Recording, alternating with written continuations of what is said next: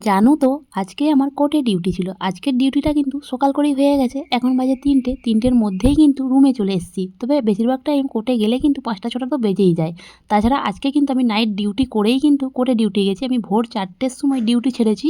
তারপরে রুমে এসে ফ্রেশ হয়ে প্রায় ৫টার দিকে ঘুমিয়েছি। আবার কিন্তু ৮টার মধ্যে উঠে রান্নাবান্না করে খেয়ে দিয়ে ১০টার সময় আমি কোর্টের ডিউটির উদ্দেশ্যে বেরিয়েছিলাম। আর এখন বাজে ৩টে, আমি চলে এলাম রুমে। আর আসার পথে দেখো অনেক ফল এবং সবজিও নিয়ে এসেছি, আর সঙ্গে টক দই।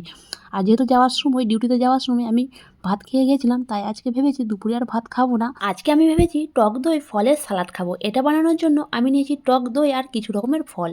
ফলের মধ্যে ছিল আঙ্গুর, আপেল, বেদানা আর কলা। এখানে কিন্তু সব রকম ফলই কিন্তু দেওয়া যেতে পারে। আর এই ফলের সালাডের মধ্যে মধু দিলে কিন্তু খেতে কিন্তু বেশ ভালোই লাগে।